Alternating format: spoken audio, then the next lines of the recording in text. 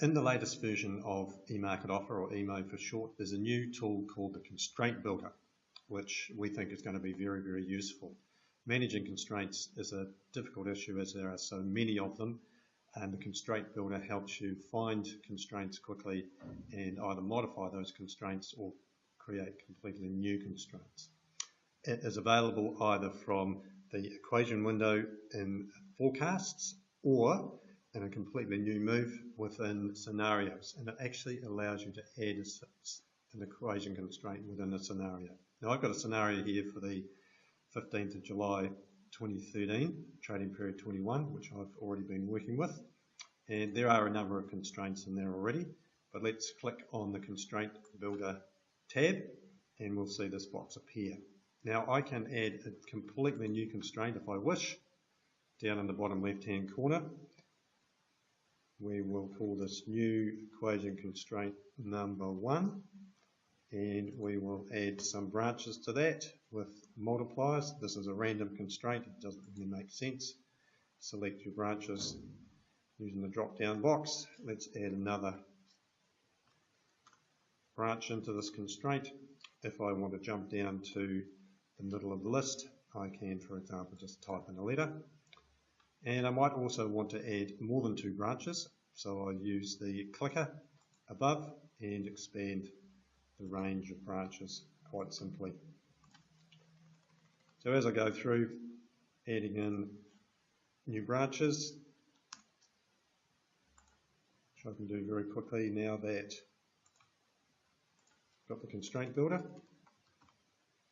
I'm looking to make sure that all my data is correct, and I can now either save that in my scenario by clicking on save, which I will do, or I could clear those fields and start again. And what we'll see now is that in our scenario we have a new constraint called new EQC number 1, and that applies in my scenario just exactly as any of the real market constraints would apply. Now I might wish to search for a historical constraint to work with, so let's look for a constraint with Manipuri in it. Any text will do.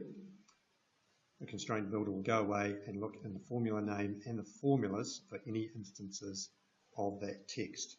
The text is ANDed, so if I wish to add another criteria to my search, press space and add in my second piece of search text, press enter, and it seems that it will search, and it seems that I again have 2 constraints that meet that test. So let's now narrow that down further, and we'll look for a constraint with man and T5 in it, and here I've only got 1, and in fact that's the one I created just before.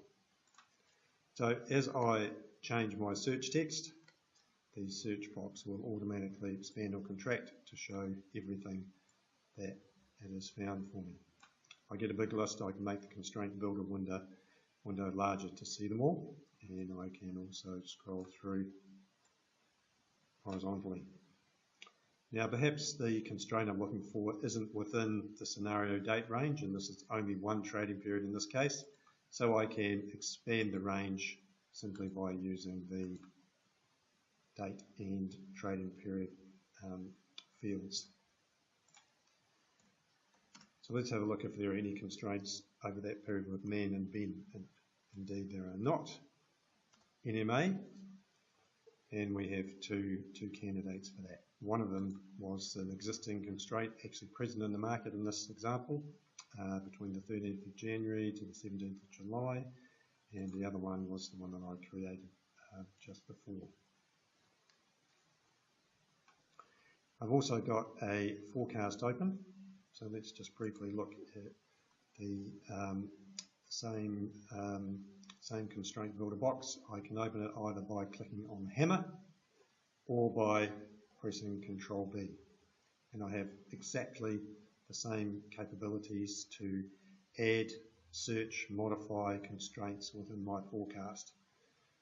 Every time I save a modified or new constraint, it will automatically save it to be active with the formula that you've entered for the period of the forecast, which makes creating new constraints extremely fast and easy.